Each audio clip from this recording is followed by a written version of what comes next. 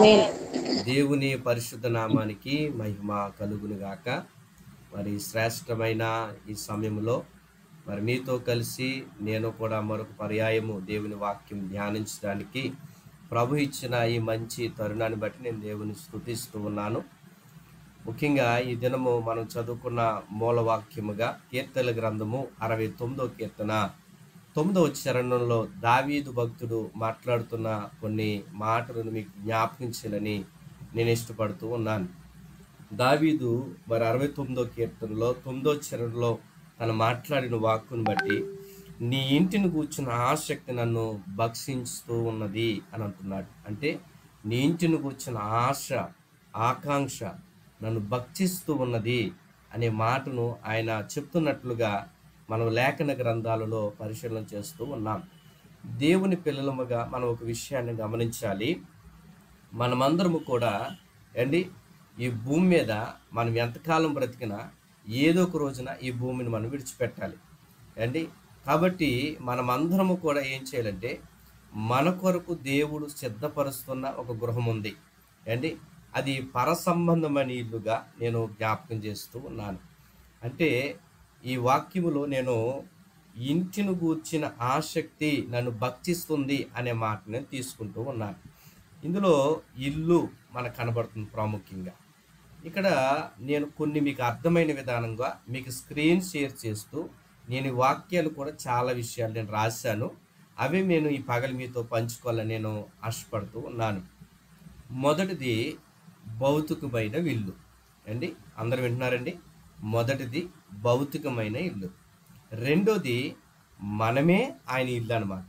Okay, Bible గ్రంథంలో ఉన్నాయి కాబట్టి దైవజనుడు మోషేతో మాట్లాడుతున్న సందర్భంలో అపోస్తలుడైన పౌలు చెప్తూ ఆ హెబ్రీ పత్రిక 3వ అధ్యాయంలో మనమే ఆయన ఇల్లు అనే మాటను పౌలు గారు వాడుతూ ఉంటారు. తర్వాత మూడవదిగా పరసంబంధమైన ఇల్లు. ఓకే, మనకి పరలోకంలో ఇల్లు ఉంది. ఈ విషయాన్ని మనము గమనించాలి. అయితే నేను భౌతికమైన గృహము కొరకు నేను మాట్లాడాలని నేను ఇష్టపడుతూ ఉన్నాను. ఈరోజు నేను ఎంచుకున్న టైటిల్ ఏంటంటే స్థిరమ కాని ఇల్లు, స్థిరమైన ఇల్లు అనే అంశం మీద నేను మాట్లాడబోతున్నాను. స్థిరమ కాని ఇల్లు అంటే ఏమిటి, స్థిరమైన ఇల్లు అంటే ఏమిటి అనే విషయాన్ని నేను మాట్లాడాలని ఆశపడుతూ ఉన్నాను. దేవుని యొక్క పిల్లలుగా మనము భౌతికమైన గృహాన్ని గురించి ఆలోచించినప్పుడు మనము భౌతికమైన గృహాన్ని ఎలా కట్టుకుంటామంటే ముందు ఒక ల్యాండ్ చూసుకుని ఆ ల్యాండ్లో కావలసిన మెటీరియల్స్ ఐరన్ కానీ, సిమెంట్ కానీ, కాంక్రీట్ కానీ ఇలాగా అన్ని రకాలుగా మనం ఏం చేస్తామంటే ఆ గృహాన్ని నిర్మించుకుంటాం. ఇది సాధారణంగా ఈ భూమి మీద మనం నివాసయోగ్యముగా నిర్మించుకుంటున్న ఒక గృహము. చాలామంది కూడా ఈ గృహాల్లో చాలామంది మనం నివాసం చేస్తూ ఉన్నాం. ఒక్కొక్కరికి 2 ఏసి 3 ఏసి గృహాలు ఉండొచ్చు వాళ్ళ యొక్క దేవుడు దీవించిన విధానాన్ని బట్టి.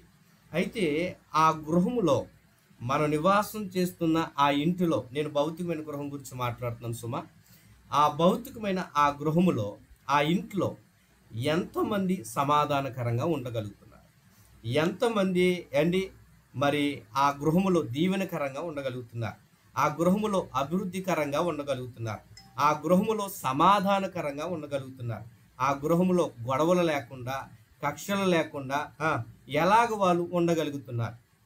ఈ రోజున చాలామంది కూడా ప్రతి కుటుంబంలో కూడా ఏ ఇంట్లో చూసినా గొడవలతో ఉంటుంది, కక్షలతో ఉంటుంది ఏ ఇంట్లో చూసినా అసమాధానకరంగా కనబడుతుంది. కేవలం ఏమిటంటే వారు మంచిగానే గృహం కట్టుకున్నారు మంచిగానే వారు గృహంలో అన్ని విధాలుగా కూడా వాళ్ళు అన్ని విషయాల్లో కూడా ఆ గృహాన్ని నిర్మించుకుని ఉన్నారు. కానీ ఆ గృహం లోపల ఎప్పుడు చూసినా సరే అసమాధానము కనబడుతూ ఉంది, గొడవలు కనబడుతున్నాయి, కక్షలు కనబడుతున్నాయి. ఇలాంటివన్నీ కూడా భౌతికంగా ఉంటున్న మనం నివాసయోగ్యంగా ఉంటున్న ఆ గృహం ఎప్పుడు ఇలాగే ఉంటుంది. కానీ చాలామందికి ఏంటంటే ఎప్పుడు కూడా నా గృహం ఎలాగే ఉంటుంది, ఎప్పుడు సమాధానం లేకుండా ఉంటుంది, ఎప్పుడు కూడా దీవెనకరంగా ఉండాలని నేను కోరుకుంటున్నాను, ఒక అభివృద్ధికరంగా ఉండాలని నేను కోరుకుంటున్నాను, నా ఇల్లు ఎందుకు ఇలాగ అసమాధానకరంగా ఉంటుంది, నేనేం చెయ్యాలి అనే ప్రశ్నతో ఒకవేళ నువ్వు ఉండొచ్చు. నా గృహము దీవెనకరంగా ఉండాలనే ఆలోచనతో ఉండొచ్చు. భౌతికమైన నువ్వు ఉంటున్న ఆ నివాసము ఒక అభివృద్ధికరంగా ఉండాలని, ఆ ఇంట్లో ఎల్లప్పుడూ కూడా గొడవలు కక్షలతోనే ఉన్నాయి, ఒక సమాధానకరంగా ఉండాలని ఒకవేళ నీ గృహం విషయంలో నువ్వు ఆలోచన చింత కలిగి ఉంటే, ఈ పగటి కాలంలో దేవుని ఆత్మ మనతో మాట్లాడబోతుంది. దేవునికి నామానికి స్తోత్రం కలుగును గాక. కాబట్టి ఆ సమాధానకరమైన గృహంగా మనం ఉండాలి అంటే, ఆ దీవెనకరమైన గృహముగా మారబడాలంటే, అభివృద్ధికరమైన దీవెనకరంగా ఆ యొక్క గృహము మార్చబడాలి అంటే మనం ఏం చేయాలి అనే విషయాలు, కొన్ని విషయాలు ఈ పగలు నేను జ్ఞాపకం చేయాలని ఆశపడుతూ ఉన్నాను. నీ గృహము ఏ విధంగా ఉందో నాకు తెలియదు, కానీ దేవుని ఆత్మ ఈ పగటి కాలంలో మాట్లాడుతుండగా అట్టి రీతిగా నీ గృహాన్ని నువ్వు మలుచుకోగలిగితే, అట్టి రీతిగా నీ గృహాన్ని నువ్వు కట్టుకోగలిగితే, అట్టి రీతిగా నీ గృహాన్ని నువ్వు ఆ రీతిగా నడిపించుకోగలిగితే, దేవుని యొక్క కోరుకున్నట్లుగా, నువ్వు కోరుకున్నట్లుగా దేవుని యొక్క గృహము దీవెనకరంగా, ఆశీర్వాదకరంగా నీ కుటుంబము కూడా ఉంటుంది అనే సత్యాన్ని జ్ఞాపకం చేస్తున్నాను. దేవుని నామానికి మహిమ కలుగును గాక. మొదటిది పాయింట్ జ్ఞాపకం చేసుకోండి. మనము లూకా శుభవార్త 10వ అధ్యాయము 38వ వచనం చూస్తే ఒక అద్భుతమైన మాట అక్కడ రాయబడి ఉంది. లూకా శుభవార్త 10వ అధ్యాయము 38వ వచనంలో అంతటా వారు ప్రయాణమై పోవచ్చుండగా ఆయన ఒక గ్రామంలో ప్రవేశించెను. మార్త అను ఒక స్త్రీ ఆయనను తన ఇంట చేర్చుకొనెను. చాలమ్మా, థ్యాంక్ యూ. ఇక్కడ యేసు ప్రభువారు ప్రయాణమై వెళ్తూ ఉన్నప్పుడు, యేసు ప్రభువారు ఆ మార్గము గుండా వెళ్తున్నాడని తెలుసుకుని, మార్త మనం చూసినట్లయితే యేసు ప్రభు దగ్గరకు వచ్చి ఆ 38వ వచనములో మనం చూస్తూ ఉన్నాం. ఇలా రాయబడింది, అంతట వారు ప్రయాణమైపోవచ్చుండగా ఆయన ఒక గ్రామమునకు ప్రవేశించెను. మార్త అనొక స్త్రీ ఆయనను తన ఇంట చేర్చుకునెను. దేవునికి స్తోత్రం కలుగునుగాక. దేవుని పిల్లలుగా మనం గమనించాలి, మన గృహము దీవెనకరంగా ఉండాలి అంటే, మన గృహము సమాధానకరంగా ఉండాలి అంటే, మన యొక్క ఇల్లు ప్రభును ఆహ్వానించే గృహముగా, ఇల్లుగా ఉండాలి. ఆమేన్. ఇది మొదటి పాయింట్. ప్రభువుని ఆహ్వానించే గృహముగా ఉండాలి, ప్రభువుని చేర్చుకునే గృహముగా ఉండాలి. దేవుని బిడ్డ, నీ గృహము ప్రభుని చేర్చుకునే గృహముగా ఉండాలని, ప్రభు యొక్క సన్నిధి ఉండే గృహముగా ఉండాలని నేను మరొకసారి దైవజనుడిగా తెలియపరుస్తూ ఉన్నా. చాలామంది కూడా ఈ రోజున గృహములో ఎవరెవరినో ఆహ్వానిస్తారు, కానీ దేవుని ఆహ్వానించరు, దేవుని సన్నిధిని ఆహ్వానించరు. నీ ఇంట్లో సమాధానము, నీ ఇంట్లో నెమ్మది, నీ ఇంట్లో దీవెనకరంగా ఉండాలి అంటే, నీ గృహము దీవెనకరంగా నడిపించబడాలి అంటే, నీ ఇంట్లో ఉన్న అసమాధాన పాత్రుడు బయటికి వెళ్ళాలి అంటే, అది గొడవలతో కక్షలతో లేకుండా నీ గృహము దీవెనకరంగా ఉండాలి అంటే యేసయ్య నీ ఇంటిలోనికి రావాలి. యేసు ప్రభువారిని నీ గృహంలోకి ఆహ్వానించే వ్యక్తిగా నువ్వు మారాలి. మార్త వెళ్ళి అక్కడ మనం చూస్తూ ఉన్నాం, యేసు ప్రభు ఆ గ్రామము గుండా వెళుతున్నప్పుడు, ఆ గ్రామములో యేసు ప్రభు ఎప్పుడు వచ్చాడని తెలుసుకుని వెంటనే పరిగెత్తుకుని వెళ్ళి, అంతమంది ఉండగా, అన్ని వేల మంది ఉండగా యేసు ప్రభును చేర్చుకున్న ఒక గృహముగా మార్త ఇల్లు కనబడుతుంది. మరియా, మార్త, లాజరు ఉన్న గృహం మనకు కనబడుతుంది. ఈ రోజున నీవు కూడా యేసును ఆహ్వానించే గృహముగా ఉండాలి. ఆమేన్. యేసును చేర్చుకునే గృహముగా ఉండాలి. ఓ విధంగా చెప్పనా, యేసును చేర్చుకోవడం అంటే దైవజనుడు దేవుని నామములో, దేవుని పక్షాన మన గృహం దగ్గరకు వస్తున్న సేవకుని మన ఇంట చేర్చుకోవాలి. ఆ దైవజనుడు అడుగుపెట్టి ప్రార్థన చేయాలి. ఆ దైవజనుడు మన గృహములోనికి రావాలి. దైవజనుడు అంటే ఏమనుకుంటున్నావు? ఇంటింటికి తిరిగి ఇంటింటికి వెళ్ళి అడుక్కునేవాడు అనుకుంటున్నావా దైవజనుడు అనుకుంటే? చాలామంది ఏమనుకున్నారంటే, పని పాట లేకుండా తిరుగుతున్నాడు, గృహాలు దర్శనాలు చేసుకున్నారు అనుకున్నారు తప్ప, ఆ దైవజనుడు అడుగుపెట్టి ప్రార్థన చేస్తున్న ఇంట్లో దరిద్రం పోద్ది. ఆ దైవజనుడు వచ్చి ప్రార్థన చేస్తే ఇంట్లో ఉన్న అసమాధానం పోతుంది. ఏండి యాజకుని యొక్క కాళ్ళు ఏండి మనము యోర్దాను నదిని అవి తాకినప్పుడు ఏకరాశిగా నిలిచిపోయినని ఉంటుంది బైబిల్లో. కాబట్టి దేవుణ్ణి చేర్చుకునేవారు, దైవజనుని చేర్చుకునే గృహాలు ఇప్పుడు కూడా సమాధానకరంగా ఉంటాయి, దీవెనకరంగా ఉంటాయి. నేను మరలా చెప్తూ ఉన్నాను, ఒక విశ్వాసి నాకు భోజనం పెట్టాలని ఆశపడింది. ఒక తల్లిగారు నాకు భోజనం పెట్టాలని ఆశపడింది, కానీ ఆ ఇంట్లో బియ్యం లేవు. ఆ సంగతి నాకు తెలియదు. ప్రతి వారం అయ్యగారికి భోజనం పెడుతున్నారు, నేను కూడా భోజనం పెట్టాలి, అయ్యగారికి ఏదోలాగా పెట్టాలి, అయితే నా ఇంట్లో ఏమీ లేదు అని ఆమె ఏం చేసిందంటే ముందు వారంలో నాకు మాట ఇచ్చేసింది, అయ్యగారు వచ్చే వారం మా ఇంటి దగ్గర భోజనం చేయాలని. కానీ ఇంట్లో ఏమీ లేదు, ఇంట్లో బియ్యం లేవు, ఏమీ లేవు. కానీ ఆ విశ్వాసంతో మొత్తం మీద అనుకుందంట, ఎవరైనా ఏదో ఒకలాగా అడిగి దైవజను భోజనం పెట్టుకోవాలి, ఆశ తీరా నా ఆశ అదే అనుకుని ఆవిడ ఏం చేసిందంటే ఆ మరుసటి వారాన్ని ప్రార్థన అయిపోయింది, ఆ ఇంట్లోకి వెళ్ళాను, భోజనం చేశాను. చివరిలో ఆవిడ సాక్ష్యం చెప్తుంది, అయ్యగారు మీకు విషయం చెప్పాలండి అన్న. ఏంటండి? ఈరోజు నిజంగా మీకు ఆహారం పెట్టగలమండి దేవుని కృపేనండి అన్నారు. అమ్మ ఏమైంది ఏంటంటే, అయ్యగారు చిన్న సాక్ష్యం చెప్తాను. ఏమిటి ఆ సాక్ష్యం అంటే, పోయిన వారం మీరు వచ్చినప్పటికీ మా ఇంట్లో ఏమీ లేదు. నిజంగా నేను అనుకున్నాను, దైవజనుడు అడుగుపెట్టి నా ఇంట్లోకి ప్రతి వారం అందరూ కూడా భోజనాలు పెడుతున్నారు, నేను పెట్టలేకపోతున్నానని మనసు నాలో వేదన చెందుతూ ఉండేది. కానీ నా దగ్గర ఏమీ లేదు. కానీ ఎప్పుడైతే మీరు ప్రార్థన చేసి వెళ్ళారో, మరుసటి వారం నేను భోజనం పెడతాను మీకు చెప్పాను. ఆ మాట ప్రకారం అండి మేము ఒక యజమానుడి దగ్గర, ఓనర్ గారి దగ్గర పనిచేస్తున్నాం. ఆ ఓనర్ గారు చక్కగా డబ్బులు ఇచ్చారు. అసలు 2 నెలల నుంచి మాకు డబ్బులు ఇవ్వట్లేదు. కానీ దేవుని మహాకృప, ఎప్పుడైతే మీకు భోజనం పెడతానన్నానో ఆయన డబ్బులు ఇచ్చాడు. ఇప్పుడు మీరు ఇంటికి వచ్చినప్పటికీ నా పెట్టి నిండా బియ్యం ఉన్నాయండి. మొన్న వారంలో ఏ బియ్యం గింజ కూడా లేదండి. నిజంగా ఆవిడ చెప్పిన సాక్షి నా కళ్ళని నీళ్ళు వచ్చినాయి. దైవజనుడికి ఆతిథ్యం ఇస్తే, దైవజనుని ఇంటి చేర్చుకుంటే ఇంత ఆశీర్వాదమా? చాలామందికి ఆ విలువ అర్థం కావట్లేదు. చాలామంది ఏమనుకుంటారంటే ఆ విలువ అర్థం కావట్లేదు. చాలామంది నీచుడుగా చూస్తారు అండి, చాలా తక్కువగా చూస్తారు. కానీ ఒక విషయం నేను చెప్పనా, ఒకవేళ నీచుడుగా చూసుకొని మేము నీచుడుగా కనబడవచ్చు, తక్కువ చూసే వ్యక్తి మీరు తక్కువగా కనబడవచ్చు. నా దేవుని దృష్టిలో మేము విలువైన వారుగా ఉన్నాం. ఆమె దేవునికి స్తోత్రం కలుగునుగా. నా దేవుడు విలువైన వాడు. ఆయన పిల్లలుగా ఆయన విలువైన రక్తంలో నిన్ను కొనుక్కున్నాడు దేవుని పెట్టారు. మనం విలువైన వాళ్ళం, మనం అందరం కూడా. కాబట్టి ఆయన దృష్టిలో మనం విలువైన వారం ఉన్నాం. మనుషుల దృష్టిలో విలువలేని వాడిగా లేనని నువ్వు బాధపడాల్సిన పని లేదు. నేను ఏసే రక్తం ఇచ్చి కొనుక్కున్నాడు కదా, నువ్వు విలువైన పెట్టవు. దేవునికి స్తోత్రం కలుగును గాక.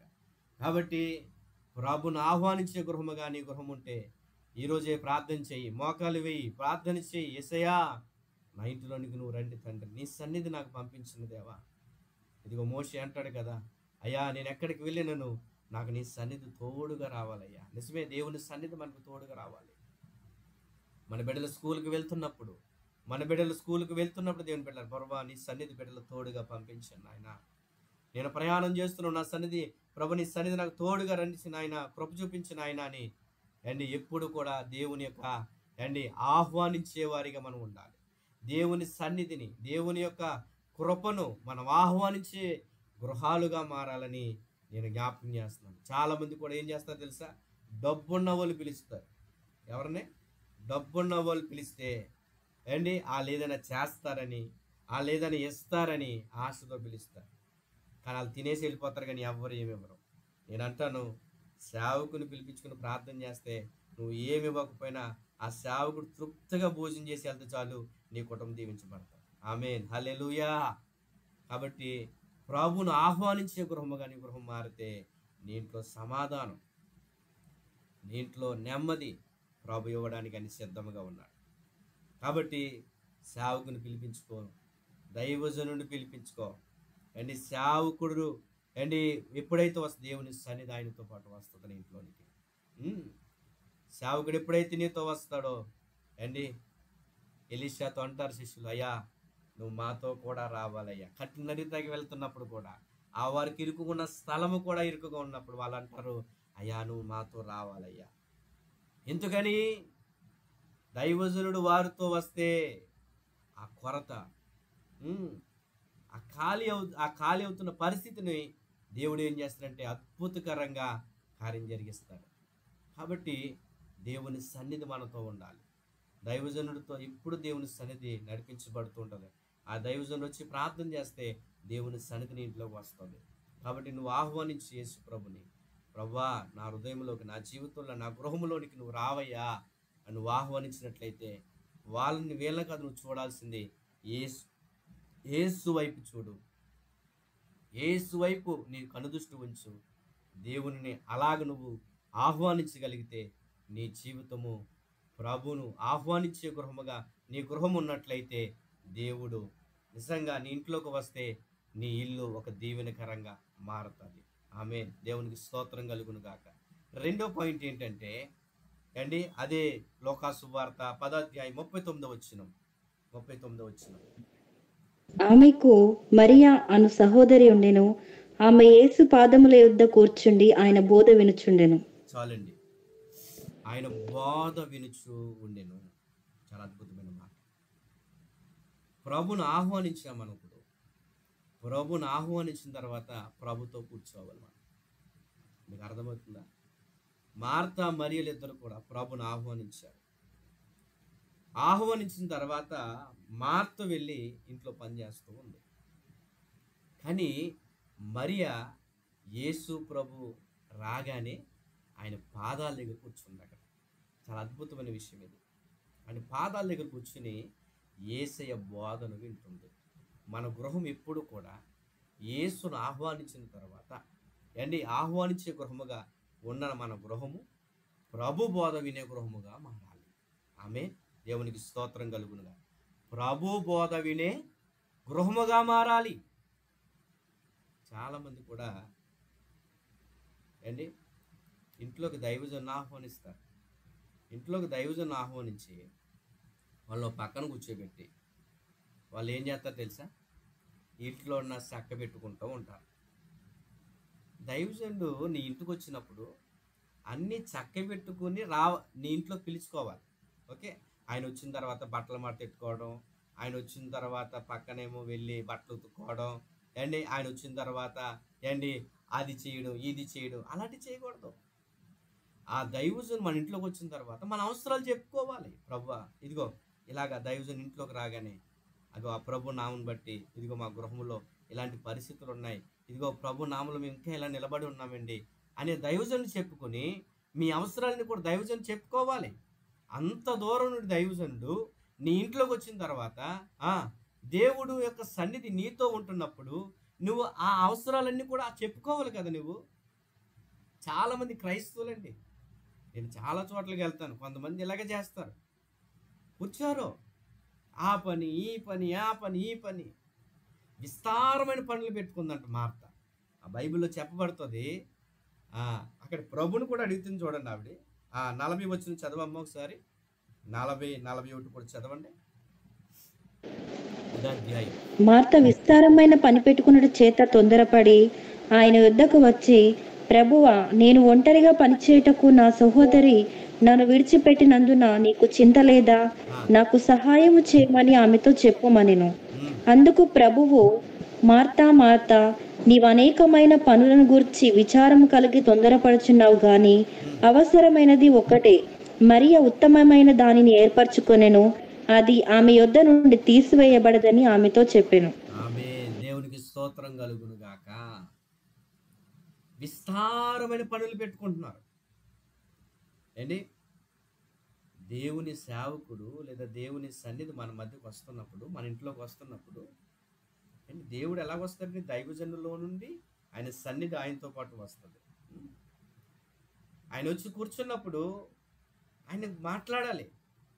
ఎలా ఉన్నారండి, ఆరోగ్యం ఎలా ఉంటుందండి అని చెప్పుకుని అడిగిన తర్వాత అప్పుడు మీ అవసరాలు చెప్పుకోవాలి. నా కుమారుడు ఇలా పరిస్థితి ఉందండి, ఇదిగో నా యొక్క తల్లి పరిస్థితి ఎలాగుంది, నా భర్త పరిస్థితి ఎలాగుంది అని ఆ దైవజనులకు రాగానే ఆ మాటలన్నీ చెప్పుకోవాలి. కానీ ఆయన కూర్చోబెట్టేసి నీ పనులన్నీ చేసుకుంటే ఆయనకి విలువ ఇచ్చినట్ట, విలువ ఇవ్వలేనట్ట? విలువ ఇవ్వలేనట్టే కదా. కాబట్టి మీకు అందుకే స్క్రీన్ మీద చూపించడానికి కారణం ఏమిటంటే, చూడండి, ఆ మార్త ఏమో పనులు పెట్టుకుంది. కానీ మరియా ఉత్తమమైన, నిజంగా ప్రభు రాక రాక నా ఇంటికి వచ్చాడే, అబ్బా ఆ ప్రభుని విడిచి నేను ఎలా ఉంటాను? ఆమె ఆశ చూసారా? ఎప్పుడు వస్తాడో నా ఇంటికి యేసయ్య. ఎందుకంటే యేసు ప్రభు చాలా ఆ పరిచర్యలో ఆయన చాలా బిజీగా ఉన్నప్పటికి కూడా వారింట్లోకి వెళ్ళారు ఆయన. ఆ ఇంట్లోకి వెళ్ళగానే అంతగా ఆయన పరిచర్యలో విస్తారంగా వాడబడుతున్నారే, ప్రభు రాక రాక నా ఇంటికి వచ్చారే అని కంగారుగా ఆవిడ అన్నీ కూడా పక్కన పెట్టేసి యేసు ప్రభు రాగానే ఆయన పాదాల దగ్గర కూర్చుని యేసయ్య యేసయ్య అని యేసయ్యతో మాట్లాడుతుంటే ఆ అనుభవం చూసారు ఎలా ఉందో. కానీ మార్త యేసు ప్రభుని ఆహ్వానించింది ఆవిడే మొదట. ఆ ఊరు ప్రయాణమైపోవచ్చుండగా ఆయన ఒక గ్రామంలో ప్రవేశించను. మార్త అను స్త్రీ ఆయనను తన ఇంట చేర్చుకునేను అని రాయబడింది. అంటే మార్త ఆహ్వానించి లోనికి రాగానే మరియ వెంటనే వెళ్ళి యేసు పాదాల దగ్గర కూర్చుంది. యేసు పాదాల దగ్గర కూర్చుని తనకున్న సంగతులన్నీ యేసయ్యకి చెప్తుంటే ఇప్పుడు మార్త అంటుంది, అయ్యా నేను ఒక్కరిదాన్నే ప్రయాసపడిపోతున్నాను, కష్టపడిపోతున్నాను. నేను ఎప్పుడైనా సరే ఒక మాట చెప్తానండి, మీకు ఒకవేళ గృహకూటాలు జరిగించుకున్నా సరే అన్నీ సిద్ధపరచుకున్న తర్వాత అందరూ వచ్చి ప్రార్థనలు కూర్చోరు. చాలామంది కుటుంబ ప్రార్థన పెట్టుకుంటారండి, కానీ ప్రార్థన దగ్గర ఎవరు కూర్చోరు.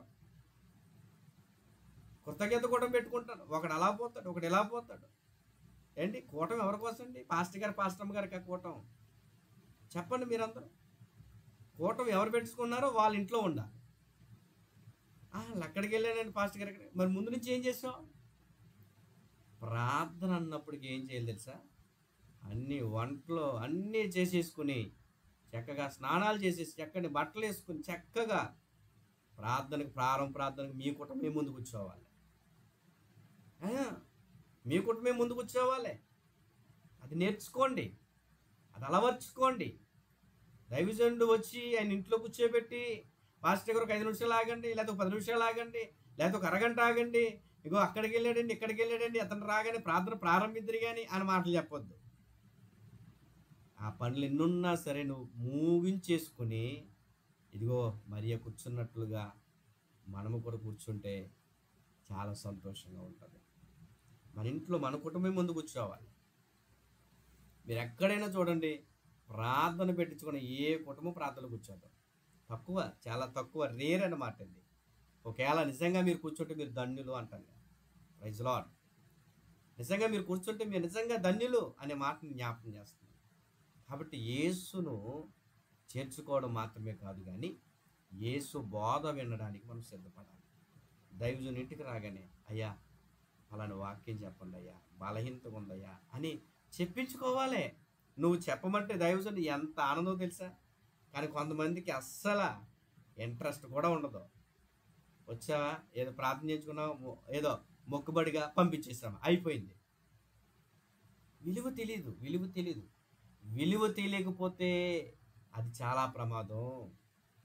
కాబట్టి దైవజనుని యొక్క విలువ తెలుసుకో. ఆయనలో ఉన్న ఆ దైవత్వాన్ని గుర్తించు. అతను చిన్నవాడు కావచ్చు వయసులో నీకన్నా, అతను పెద్దవాడు కావచ్చు, కానీ అతను ఎవరంటే దేవుని చేత ఏర్పాటు చేయబడిన వ్యక్తి. అతను వస్తే మన ఇంటికి ఆయన సన్నిధి వస్తుంది, ప్రభు సన్నిధి మన ఇంట్లోకి వస్తుంది అనే విషయాన్ని నువ్వు మర్చిపోవద్దు. కాబట్టి ఒకవేళ నీవు కూడా విస్తారమైన పనులు పెట్టుకుని ప్రభుని ఆహ్వానించలేని వ్యక్తిగా ఉంటున్నావేమో, ప్రభు బోధ వినలేని కుటుంబంగా నీ కుటుంబం ఉంటుందేమో, నీ గృహం ఆ విధంగా తయారవుతూ ఉందేమో, నేను అంటున్నాను దైవజనుడిగా, నీ యొక్క గృహము ప్రభు బోధ వినే గృహముగా ఉండాలి. ఎప్పుడు దేవుని వాక్యం వింటూనే ఉండాలి. నీ ఇంట్లో దేవుని వాక్యం వినబడుతూనే ఉండాలి. చాలామంది గృహాల్లో వినబడేది సినిమా పాటలు, డీజే పాటలు, ఆ పాటలు, ఈ పాటలు, పనికిమాలి చెత్త అంతా హోమ్ థియేటర్లు కొనుక్కొని మొత్తం చెవులు గొంగెలెట్టిలాగా ఆ ఇంటి పక్కోడు ఆడు ఈడు మొత్తం ఖాళీ ఉంచడం పనికిరాని మాటలు. కానీ చక్కటి వాక్యం పెట్టుకోండి, మీ కుటుంబం కూర్చోండి, వినండి, లేకపోతే ఆ వాక్యం వింటా ఉండండి. అలాగా ఆధ్యాత్మిక మీ కుటుంబాన్ని డెవలప్ చేసుకోండి. అలాగా అది ఆత్మీయ బిడ్డలకు ఉండాల్సిన లక్షణం. అది ఏంటి ఇయ్యి పెట్టుకుంటాడు. ఒక ఆవిడ వచ్చి సీరియల్ పెట్టుకుంటాడు. నిన్న ఏం జరిగింది, ఎందుకో మనకెందుకు ఈ విషయాలు ఏంటి, పనికి మాలిన విషయాలు వదిలేండి,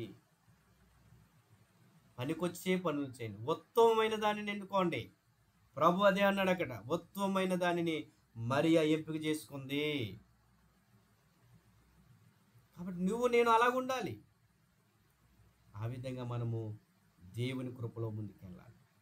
కాబట్టి యేసును ఆహ్వానించిన మనం యేసు బోధ వినే గృహముగా ఉండాలి. ఇది రెండో విషయం. మూడో విషయం, దానియేలు గ్రంథం 6వ అధ్యాయం 10వ వచనం.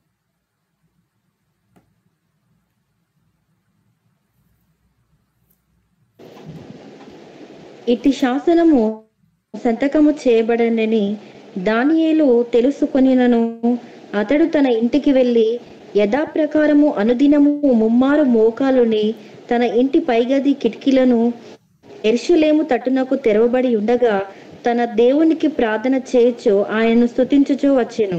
ఆమేన్. దేవునికి మహిమ కలుగును గాక.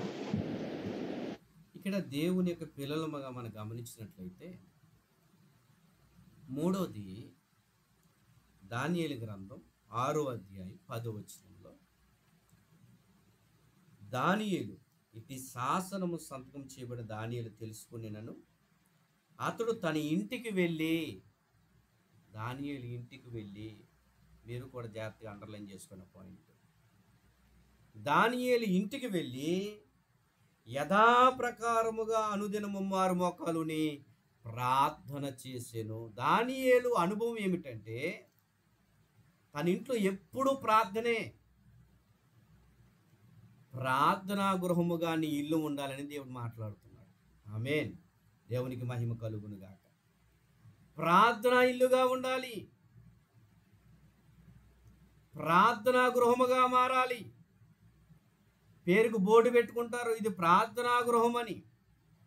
పేరుకు బోర్డు పెట్టుకుంటారు, ఇది కృపా నిలయమని. పేరుకు బోర్డు పెట్టుకుంటారు, ఇది గ్రేసీ నిలయమని. నేను అంటాను, బోర్డు కాదు. నీ ఇంట్లో ప్రార్థన ఉందా? నీ ఇంట్లో ప్రార్థించేవారు ఉన్నారా? నీ ఇల్లు ప్రార్థన నిలయముగా ఉందా? నీ ఇంట్లో నుంచి ప్రార్థన వినబడుతుందా? నీ పక్కింటి వాళ్ళు వినాలి, ఇంట్లో ప్రార్థన జరుగుతుంది అని. పక్కింటి వాళ్ళు వినాలి. దేవుని బిడ్డలారా, నేను మరలా జ్ఞాపకం చేస్తున్నాను, నీ గృహము ప్రార్థనా గృహముగా మారునుగాక. ప్రార్థన చేసే ఇల్లు సువాసనతో నింపబడి ఉండాలి. చక్కగా ప్రార్థన వినబడాలండి. నీ ఇంట్లో ప్రార్థన ఉండాలి. చాలా మంది కూడా ఏం చేస్తారంటే ప్రార్థన చేయరు. కానీ దేవుని ఆత్మ ఏం చెప్తుందంటే ప్రార్థనా గృహముగా ఉండాలి. ఇగో దానియేలు తన ఇంటికి వెళ్ళి యథాప్రకారముగా అనుదినము ఎవ్రీడే, ప్రతిరోజు కూడా ఒక ప్రార్థన చేసే అనుభవం దానియేలు జీవితంలో ఉండగలుగుతుంది. మనము సమయం దొరికితే చాలు సెల్లబట్టు కూర్చోవడం, సమయం దొరికితే చాలు ఆ పని చేద్దాం, ఈ పని చేద్దాం. నీకు సమయం దొరికినప్పుడల్లా కూడా దేవుడి దగ్గర గోజాడే పెట్టిగా ఉండాలి. దానియేలు, ద ప్రేయర్ ఆఫ్ దానియేల్ అంటే నిజంగా చాలా అద్భుతమైన విషయం. ఒక ప్రార్థనాపరుడైన దానియేలు మనం చూస్తున్నాం. తన ఇంటికి వెళ్ళాడు. అట్టి శాసనము అంటే దాని అర్థం ఏంటో తెలుసా దేవుని బిడ్డలారా? ఎవరైనా సరే రాజుకి సాగిల పడకుండా, రాజుకు మొక్కకుండా, ఎవడైనా సరే ఒకవేళ వాళ్ళ దేవునికి ప్రార్థన చేసుకుంటే అతను తీసుకుని వెళ్ళి సింహాల బోనులో వేసేయాలని ఒక శాసనాన్ని రిలీజ్ చేశారు అప్పుడు. కానీ దానియేలు మాత్రం తన ప్రార్థనా జీవితాన్ని మాత్రం మరవట్లేదు. నువ్వు ఎలా ఉన్నావు మరి? నీ గృహం ఎలా ఉంటుంది మరి? నా కుటుంబం దీవించబడిపోవాలని పాస్టర్ గారు మీరు ప్రార్థన చేసేయండి, నా కుటుంబం ఆశీర్వాదకరంగా ఉండాలని పాస్టర్ గారు నువ్వు ప్రార్థన చేసేనంటే, నీలో ఆ ప్రార్థన జీవితం లేకుండా, నీ కుటుంబంలో ప్రార్థన జీవితం లేకుండా ఎలాగొస్తుంది ఆశీర్వాదం? దేవుని నామానికి మహిమ కలుగునుగా. ప్రార్థనా జీవితాన్ని కలిగి ఉండు. ఇదిగో దానియేలు తన ఇంటికి వెళ్ళి యథాప్రకారముగా ముమ్మాలు మోకాలుని ప్రార్థన చేయాలి. నేను అంటున్నాను, రేయి మొదటి జామున లేచి నీ బిడ్డల కొరకు మొరపెట్టాలి. బైబిల్ చెప్తూ ఉంది, రేయి మొదటి జామున మొరపెట్టాలి. మనం నీ భర్త కొరకు, నీ పిల్లల కొరకు ప్రార్థన చేస్తూ ఉండాలను నిత్యము కూడా. నీ భర్త చెప్పాలి, నా భార్య ప్రార్థనా పరురాలి. నువ్వు చెప్పుకోవడం కాదు, నీ దైవజనుడు చెప్పాలి నీ కోసం, ఆమె ప్రార్థనా పరురాలని. దేవుడు సాక్ష్యం చెప్పాలి. ఇగో దానియేలు ప్రార్థనా పరుడని దేవుడు సాక్ష్యం చెప్తూ ఉన్నారు. దేవుడు వాక్యం సాక్ష్యం చెప్తూ ఉంది. అతను అనుదినము ముమ్మారు మోకాలుని అతనిలో ఏదైనా తప్పు పట్టుకోవాలని ప్రయత్నాలు చేశారు. ఎందుకంటే దానియేలు ఉద్యోగం చేస్తున్నాడు, కానీ అతను లంచాలు తీసుకునే బ్రతుకు కాదు. అతను నమ్మకమైన ఉద్యోగం చేశాడు. రాజు దగ్గర అనేక మంది అనేక రూపాయలు తినేస్తున్నారు, దొంగ చోటను దాచేసుకుంటున్నారు, కానీ దానియేలు ఏ లోపం కూడా లేదు. అరే ఇతను లంచాలు తీసుకోడరా, ఎలా అనిపించింది వాళ్ళకి? ఒరే అంత లంచాలు తీసుకోవడం తప్పుగా ఏమీ చేయడు, అసలు ఎలా మోపాలి ఇతను తప్పు, ఎలా మోపాలని ఒక ఆలోచన పన్నాగం పన్నారు. అక్కడ ఉన్న వాళ్ళు పన్నాగం పన్ని, ఏమీ లేదు అతను ప్రార్థన మాత్రం మానడరా, అయితే మనం ఒక శాసనం పెడదాం రాజుగారికి దగ్గర సంతకం చేయించేద్దాం అని చెప్పేసి వాళ్ళు ఏం చేశారంటే ఒక శాసనాన్ని పెట్టారు. అందుకే అక్కడ రాయబడింది, ఇట్టి శాసనము సంతకం చేయబడిన దానియేలు తెలుసుకుని నన్ను. అంటే దానియేలుకి తెలియదా ప్రార్థన చేస్తే సింహాల బోన్లో వేస్తారా వేయరని? హలో, ఉన్నారా? అందరూ ఉన్నారండి? Very good. దానియేలుకి ప్రార్థన చేస్తే అట్టి శాసనాన్ని మనం మీరితే సింహాల బోన్లో వేసేస్తాడని దానియేలు తెలుసుకునినాను అనుంది. అలా మనం చేస్తామా? దేవుడు తెలుసు కదండి అయ్యగారు. ఎవరు తెలుసు? దేవుడు తెలుసు కదండి అయ్యగారు. మరి ఇలాగ వచ్చింది కదా అయ్యగారు. హల్లెలూయా. దేవుడికి అన్నీ తెలుసమ్మా. నీ భక్తి ఎలాగుంది, నీ యథార్థత ఎలాగుంది నిరూపించుకోవాల్సిన సమయంలో నీ భక్తి నిరూపించుకోవాలి. దేవుని కొరకు నిలబడాల్సిన సమయంలో దేవుని కొరకు నువ్వు నిలబడకపోతే ఇంకెందుకు నీ భక్తి? మూలను దాటుకోవడానిక నీ భక్తి? ఇట్టి శాసనం సంతకం చేయబడినాను, దానియేలు తెలుసుకున్నాను, యథాప్రకారంగా ముమ్మారు మోకాలు ఉండేవాడంటండి. ఆమేన్. ఎంత గొప్ప ప్రార్థనా పరుడండి దానియేలు. దేవుని కొరకు చచ్చిపోయే వాళ్ళని అండ్ ఏదైనా సరే దేవుడు, నేను ఈ మాట ఎలాగంటానండి, మీరు ఏమీ అనుకోవద్దు. దేవుడు కావాలనుకున్నవాడు లోకంలో ఏది కూడా వద్దు అనుకుంటాడు. దేవుడు మాత్రమే నాకు కావాలనుకున్న, లోకంలో ఏది నాకు వద్దు అంటాడు.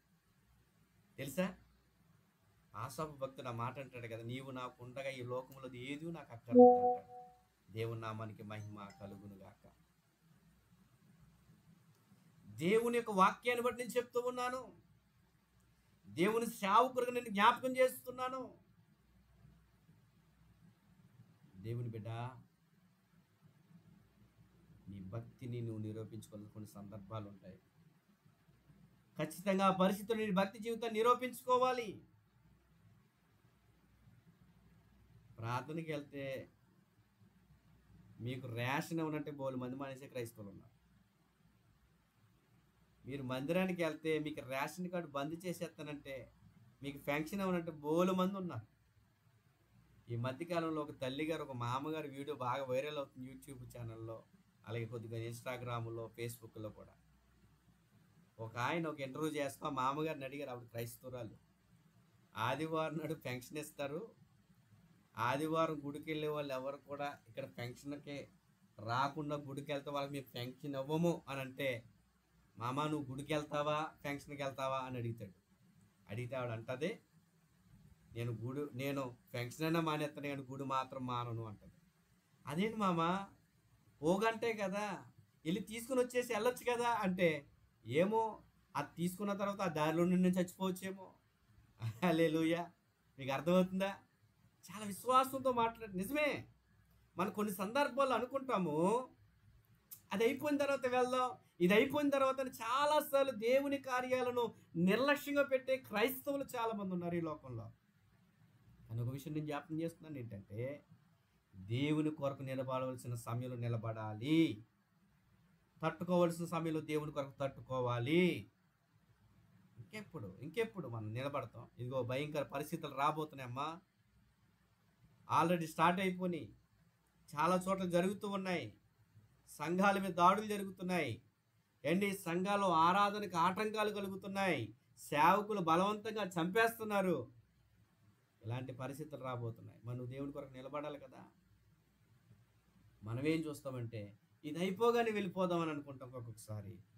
కానీ నేను అంటాను, ఆ క్షణంలోనే నీ దీవెన దాచబెట్టబడి ఉందేమో నీకు. ఆమేన్. నువ్వు వెళ్ళకూడదు అన్న సమయంలోనే దేవుడు నీకోసం దాచి ఉంచిన మేలులు ఉన్నాయేమో నీ కొరకు. నువ్వు వెళ్ళకపోవడం వల్ల, నువ్వు రిజెక్ట్ అవ్వడం వల్ల ఆ ఆశీర్వాదాలు పోగొట్టుకునే బిడ్డగానే ఉండొచ్చు. కాబట్టి నేను మరలా దేవుని సేవకుడిని జ్ఞాపకం చేస్తున్నాను. అక్కడ వెనక నుండి దానియేలు వెనకాల నుండి చూస్తున్నారు. అబ్బా, దానియేలు వెళ్ళాడా, గదిలోకి వెళ్ళాడా, మోకాలు వేసాడా, ఒరే ప్రార్థన వినబడుతుందా, వెళ్ళి రాజు దగ్గరికి వెళ్ళి చెప్పేద్దాం. ఆలోచన ఎప్పుడు దొరుకుతాడని. కానీ దానియేలు దేవుడు గొప్పోడండి. ఆమె దానియేలు ఆరాధిస్తున్న దేవుడు గొప్పోడు. సింహాల బోనులో వేసినను, ఆ మాట నేను చదివిస్తాను ఒకసారి. అదే 6వ అధ్యాయం మనం చూస్తే 16 వచనం చదవండి ఒకసారి. 6:16 దానియేలు. అంతటా రాజు ఆజ్ఞ ఇయ్యగా బంట్రౌతులు దానియేలును పట్టుకొని పోయి సింహాల గుహలో పడద్రోయగా రాజు, నీవు అనుదినము తప్పక సేవించుచున్న నీ దేవుడే నిన్ను రక్షించునని దానియేలుతో చెప్పెను. ఆమేన్. దేవునికి స్తోత్రం కలుగును. 20 వచనం కూడా చదవమ్మా. దానికి అతడు గుహ దగ్గరకు రాగానే దుఃఖ స్వరముతో దానియేలు పిలిచి, జీవముగల దేవుని సేవకుడవైన దానియేలు, నిత్యము నీవు సేవించుచున్న నీ దేవుడు నిన్ను రక్షింపగలిగేనా అని అతన్ని అడిగాను. 21 వచనం. అందుకు దానియేలు, రాజు చిరకాలము జీవించునుగాక, నేను నా దేవుని దృష్టికి నిర్దోషినిగా కనబడితిని. దేవునికి మహిమ కలుగును గాక. 22 వచనం, నేను నా దేవుని దృష్టికి నిర్దోషిగా కనబడుతును కనుక ఆయన తన దూతను పంపి సింహాలు నాకు హాని చేయకుండా వాటి నోలను మూయించెను రాజా. స్తోత్రం కలుగును గాక. దానియేలు చాలా అద్భుతమైన ఆయన మాట వాడుతున్నాడు. ఆ పదజాలం నాకు చాలా ఇష్టమైన మాట అది. జీవము గల దేవుని సేవకుడైన దానియేలు. చాలా అద్భుతమైన మాట అది. ఆ గృహం దగ్గర రాగానే దుఃఖ స్వరముతో దానియేలు పిలిచి, జీవము గల దేవుని సేవకుడైన దానియేలు, నీ దేవుడు జీవము గలవాడయ్యా, నీ దేవుడు జీవము గలవాడు. నిజమే, నీ దేవుడు జీవము గలవాడు. ఈ దేవుని నిన్ను కాపాడినా అని అడిగినాను.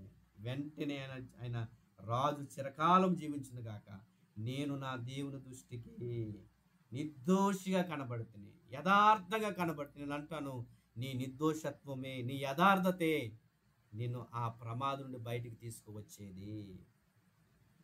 దేవునికి స్తోత్రం కలుగును గాక.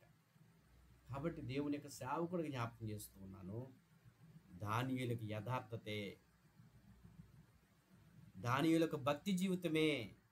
ఇదిగో రాజా, నా దేవుని దృష్టి నేను యథార్థంగా కనబడుతుంది కనుక ఆయన తన దూతను పంపి నాకు సహాయం చేశాడు. నువ్వు చెప్పగలుగుతావా? ఈ రోజున నేను అంటాను, దానియేలు బట్టి బబులోనులో కొందరు ప్రభువుని నమ్ముకోగలిగారండి, తన భక్తి జీవితాన్ని బట్టి. ఈ రోజున నీ ఇంటిని చూసిన వారు, నీ ఇంట్లోకి వచ్చిన వారు ఎవరైనా సరే, నా గృహం ఇలా ప్రార్థన గృహముగా ఉండాలి అండి, దేవుని చిత్తమైతే త్వరలో మంచి గృహం కట్టుకోవాలని ఆశపడుతున్నాను. ఆ గృహం కట్టుకోగానే అందరి ముందు నాకు ఉండాల్సిన ప్రేయర్ హాల్, నాకు అదే ఆశ ఉంది. ప్రార్థన రూమ్ నా కొరకు ప్రభు ఆ గృహంలో ఒక ప్రార్థన రూమ్ నిర్మించుకోవాలని ఆశపడుతున్నాను. Praise Lord. దేవునికి స్తోత్రం కలుగు. ప్రభుతో ప్రార్థన చేసుకునే ఆ గృహముగా మారాలి. నేను మరొకసారి చెప్తూ ఉన్నాను దేవుని బిడ్డలారా, అండి మనకు ప్రార్థనా గృహము ఉండాలి. ప్రార్థనా గృహముగా ఉండాలి మన గృహం. అండి నాలుగోదిగా ప్రభు యొక్క రక్షణ చూపించే గృహంగా ఉండాలి. కీర్తన గ్రంథము 118వ కీర్తన 15 వచ్చారు. 118:15. నీతిమంతుల గుడారములలో రక్షణను గూర్చిన ఉత్సాహ సునాదము వినబడును. యెహోవా దక్షిణ హస్తము సాహస కార్యములను చేయును. 118:15 కీర్తనలో నీతిమంతుల గుడారములో నుండి రక్షణ గూర్చిన ఉత్సాహ సునాదాలు వినబడతాయి. నేను ఏమంటానంటే, నీ ఇల్లు ప్రార్థనా గృహముగా ఉంటే, యేసును కలిగిన గృహముగా ఉంటే, యేసు బోధ వినే గృహముగా ఉంటే, నీ ఇంటి ద్వారా రక్షణ సువార్త వెలువడుతుంది. ఆమేన్. దేవునికి స్తోత్రం కలుగును గాక. రక్షణ సునాదాలు వినబడాలి. ప్రభు యొక్క రక్షణ చూపించే గృహముగా నీ గృహం మార్చబడాలి. ఇదిగో ఈ గృహం రక్షణ పొందిన గృహము.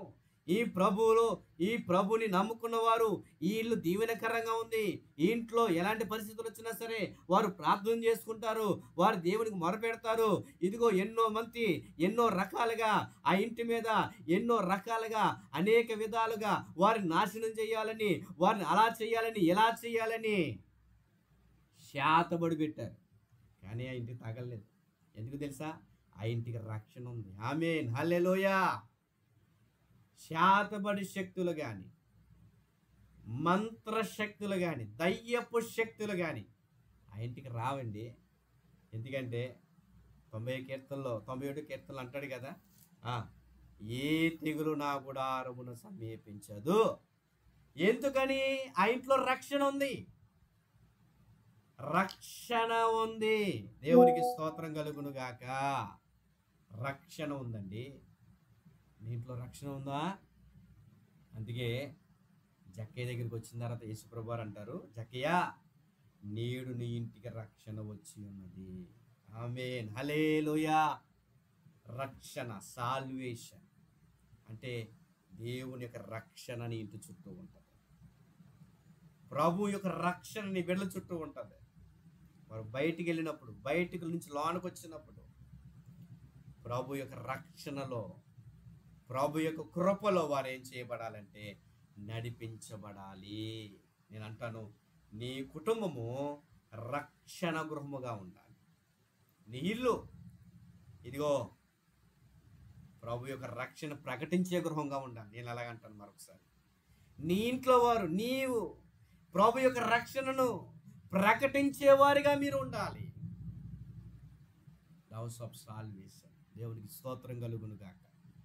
నేను మరలా చెప్తూ ఉన్నాను ఏమిటంటే, రక్షణ గృహముగా మన గృహం ఉండాలి. ఎప్పుడైతే రక్షణ గృహముగా మన గృహం ఉంటుందో అనేక మంది నీతిమంతులు ప్రైజ్ లార్డ్ అందులో నివాసం చేస్తాం. నీతిమంతుల గుడారం నుండి రక్షణ సునాదాలు వినబడుతున్నాయి. ఆ రోడ్డు అంటే వెళ్ళినోడు ఇలాగని మీ ఇంటి వైపు చూడగానే నేను చెప్తున్నాను వినండి, మీ ఇంట్లో నుంచి దేవుని బిడ్డల వాడు చూసినప్పుడు చెడ్డ పాటలు వినబడకూడదు. యేసయ్య పాటలు వినబడాలి. యేసయ్య మాటలు వినబడాలి. యేసయ్య వాక్యం వినబడాలి. యేసయ్య బోధ కలిగిన మాటలు నీ యొక్క ఇంట్లో నుంచి బయటికి రావాలి. ఆ రక్షణ కలిగిన మాటలు బయటికి రావాలి. అనేక మంది చుట్టుపక్కల వాళ్ళు చూసి ఆశ్చర్యపడే విధంగా ఉండాలి. అబ్బో, ఆ ఇంట్లోనండి ఎప్పుడు దేవుడు ప్రార్థనే ఉంటుందండి. అయ్య బాబా, ఇంట్లోనండి ఎప్పుడూ కూడానండి మేము ఎవరు వెళ్ళినా సరేనండి ఆ యేసయ్య పాటలు అలాగ వస్తూ ఉంటాయండి. ఆ యేసయ్య వాక్యం అలాగ వస్తారు. వాళ్ళు వాక్యం తప్ప వేరేది ఏమి చూడరండి.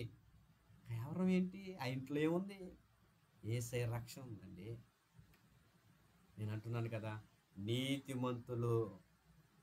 నీతిమంతులు అందరూ నివాసం చేస్తారు, ఆ రక్షణ గృహంలో నివాసం చేస్తారు. కాబట్టి నీతిమంతుల గుడారములో నుండి రక్షణ సునాదాలు వినబడతాయి, ఆ మాటలు వినబడతాయి. కాబట్టి నేను అంటున్నాను, ప్రభు యొక్క రక్షణ చూపించే గృహముగా నీవు ఉండాలి, నీ గృహం ఉండాలి. కాబట్టి ఆ విషయాలు మీరు గమనించండి. ఐదవదిగా నేను జ్ఞాపకం చేస్తున్నాను, లోకా శుభవార్త 25వ అధ్యాయం 27వ వచనం. లోకా శుభవార్త 5వ అధ్యాయం 27వ వచనం.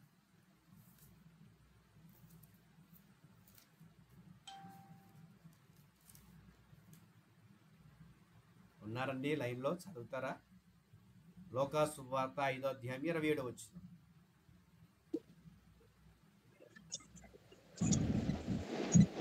అటు పిమ్మట ఆయన బయలుదేరి లేవి అని ఒక సుంకరి సుంకపు మెట్టునొద్ద కూర్చుని ఉండుట చూచి నన్ను వెంబడించుమని అతనితో చెప్పగా అతడు సమస్తమును విడిచిపెట్టి లేచి ఆయనను వెంబడించెను.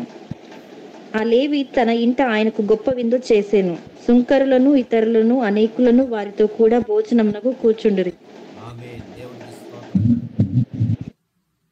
లేవి అనే వ్యక్తి మత్తయి అన్నమాట అండి, సుంకపు గుర్తుదారుడైన మత్తయి, యేసు ప్రభు వారి యొక్క శిష్యుడు. ఈయన అటు రీతిగా బయలుదేరి యేసు ప్రభు వారు వెళ్తున్నప్పుడు, యేసు ప్రభు వారు లేవి అని ఒక సుంకరి గుప్తదారుడైన ఇంటికి వెళ్ళాడు. వెళ్ళి ఆయన చూచి అంటున్నాడు, నువ్వు నన్ను వెంబడించమని అతనితో చెప్పగా అతడు సమస్తమును విడిచిపెట్టి లేచి ఆయనను వెంబడించాను. ఆ లేవి తన ఇంట ఆయనకు గొప్ప విందు చేసెను.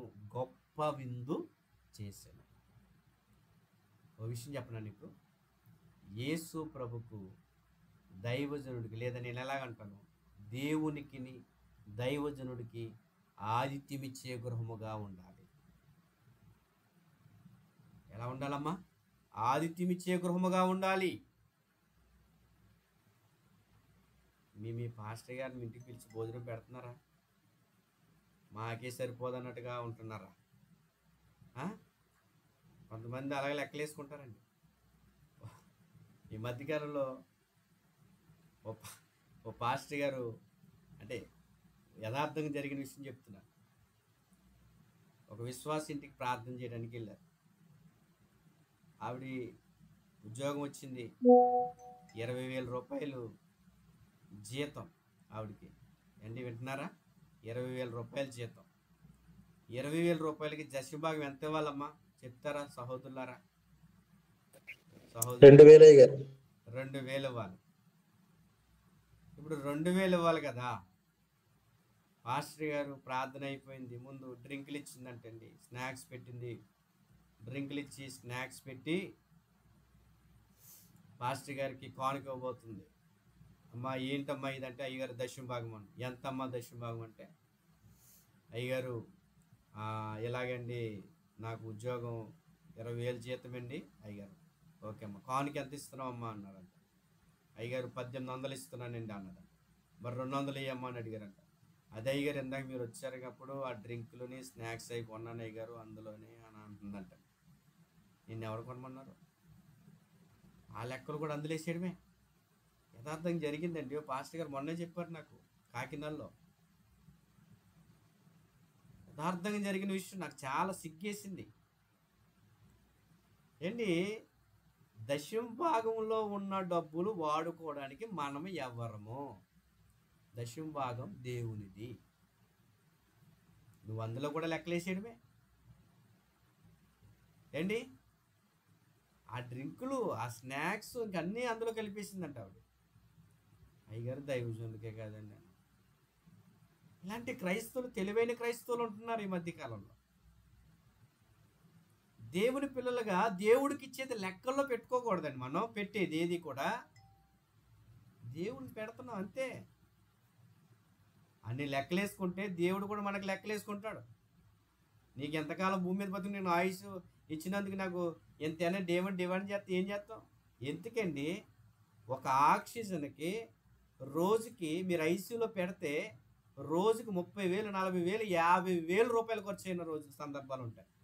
కానీ ఉచితంగా దేవుడు ఆరోగ్యం ఇవ్వలేదు మనకి. అన్నీ లెక్కలేసుకుంటున్నారు. అదే చీర కొనుక్కోవాలన్నా, అదే పిక్నిక్ వెళ్ళాలన్నా, లేకపోతే అదే మనం అక్కడికి వెళ్ళాలన్నా, ఇక్కడికి వెళ్ళాలన్నా ఏం చేస్తాం? ఎన్నో వేల రూపాయలు ఖర్చు పెడతాం. ఎందుకండి? మన సెల్లో డబ్బులు వేసుకోవడానికి 300, 450 రూపాయలు, కొంతమంది 350 రూపాయలు, కొంతమంది 300 రూపాయలు రీఛార్జ్ చేసుకుంటున్నారండి నెలకొచ్చి. ఆడేమంటున్నాడు? చేసుకోకపోతే మీ ఫోన్ పని చేయదు అంటున్నాడు. అంతే, సచ్చినట్టు చేసుకుంటున్నారు. ఏం చేస్తాం? అంతేండి. అంటే దైవజనుడికి ఇచ్చే ఆతిథ్యం ఎలా ఉండాలి? గనురైన స్త్రీని చూసి నేర్చుకో, సారపతి విధవరాలు చూసి నేర్చుకో. ఆవిడ ఎలా చేసిందా? ఆవిడ ఎలా లెక్కలేసుకుందా? లెక్కలేసుకుంటే ఆ ఇంట్లో కరువు పోతుందా? లెక్కలేసుకుంటే గనురాలైన స్త్రీకి బిడ్డ కలుగుతాడా? ఇదిగో మన ఇంటికి వచ్చి వెళుతున్న దైవజనుడే ప్రార్థనాపరుడైనా అని భర్తకు చెప్పుకుని, తన యజమానుడు చెప్పుకుని ఒక షెల్టర్ ఏర్పాటు చేసింది కదా ఆమె ఆ ఇంటి పైన. అయ్యా, మా ఇంట్లో పడుకోండి అయ్యా, మీకు ఏది కావాలన్నా తీసుకోండి. గన్నురాళ్ళు అండి వాళ్ళు, ఆ ఊర్లో గన్నులు అండి. ఎంతో ఉన్నతమైన స్థాయిలో ఉన్న వ్యక్తులు అక్కడ దైవజనులు కూడా గౌరవిస్తున్నారు. నేను అంటూ ఉన్నాను దేవుని బిడ్డలారా, యేసయ్యకు ఆదిత్యిచ్చే గృహముగా ఉంటే నీ ఇల్లు, నేను ఇందాక చెప్పాను కదండి, నేను ఒకరోజు నాకు భోజనం పెట్టడానికి ఆవిడ ఎంతో ప్రయాసపడింది. కాబట్టి నేను అంటాను, వాళ్ళకి 30 రోజులు కావాల్సిన రైస్ను దేవుడు వాళ్ళకి ఇచ్చాడు. నాకు ఒక్కరోజే వాళ్ళు ఆలోచించారు, కానీ దేవుడు వాళ్ళకి 30 రోజులు ఆహారం తినేలా చేశాడు. అది నా దేవుడు గొప్పతనం అండి. అబ్రహాము ఇంటికి రాగానే అబ్రహాము భార్యని శారాని పిలిచాడు. ఇదిగో పిండి పిసుకు, అంతే, పిండి పిసుకు, రొట్టెలు కాల్చాలి అని అనగానే అబ్రహాము భార్య త్వరపడుచు, అతను కూడా త్వరపడుచు వెళ్ళి, ఎంత ఆనందమో తెలుసా అండి. అబ్రహాం ఇంటికి వచ్చిన ఆ 3 వ్యక్తులను వారు ఆతిథ్యం ఇచ్చారంటండి చక్కగా. మీకు ఒక విషయం చెప్పనండి, ఎవరైనా సరే మన ఇంటికి వస్తే కోడిగుడ్ల కూర, కోడిగుడ్డు ఉక్కురు కూర ఎక్కువ వండుతారు. ఎందుకని చెప్పండమ్మా? స్త్రీలు త్వరగా అయిపోద్దని, అవునా?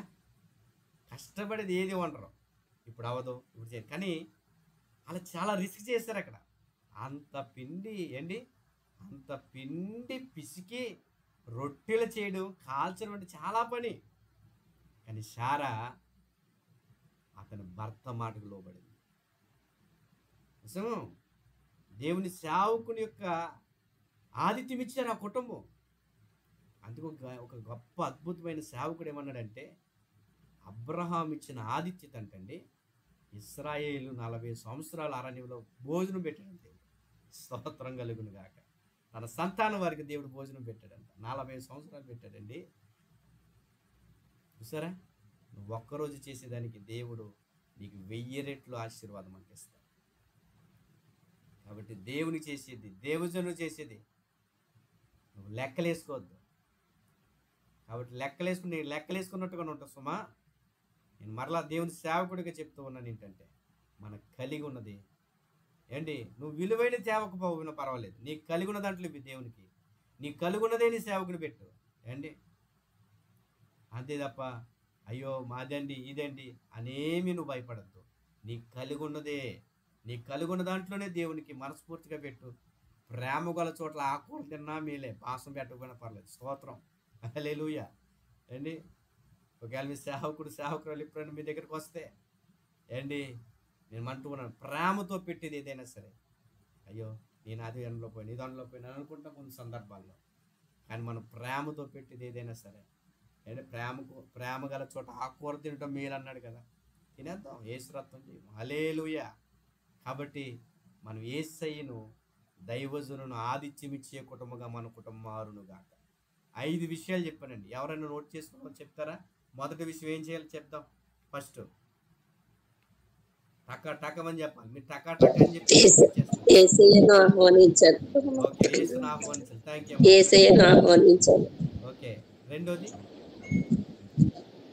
ప్రభు బోధ వినే గృహముగా ప్రభు బోధ వినే గృహముగా ఉండాలి. ఓకే, మూడోది ప్రార్థనా గృహముగా ప్రార్థనా రక్షణ గృహముగా ఉండాలి. ఉండాలి. Very good. నాలుగోది ప్రభువుని రక్షణ యొక్క చూపించేదిగా ఉండాలి. రక్షణ ప్రభు యొక్క యొక్క రక్షణ అంటే ప్రభు గురించి. యొక్క రక్షణ చూపించే గృహముగా ఉండాలి. నాలుగోది. ఐదోది యేసయ్యకు ఆతిథ్యం ఇచ్చే, దైవజనుడికి ఆతిథ్యం ఇచ్చే ఆతిథ్యం గృహం. ఇచ్చే గృహముగా ఉండాలి. మీకు ఒక విషయం చెప్పనా? దైవజనుల్లో దేవుని సన్నిధి, దేవుడు మన మధ్యకు వస్తాడు. ఎలాగే ఇవ్వాలండి? అందుకే కొంతమంది అడుగుతారు కదా, అయ్యా మేము ఎప్పుడు చేస్తాము, మేము ఎప్పుడు ఇచ్చామంటే నా నామములో గిన్నెడు చన్నీళ్ళు ఇచ్చిన మీకు ప్రతిఫలం ఇస్తానని వేశారు. వాళ్ళందరూ అనుకున్నా మేము ఎప్పుడు చేసాం ఏంటి, ఇగో ఈయన పేరట చేసిన మీ అందరికి కూడా ఎవరైతే చేశారో మీరు గిన్నెడు చన్నీళ్ళు ఇచ్చిన నేను వాళ్ళకి ప్రతిఫలం ఇస్తాను.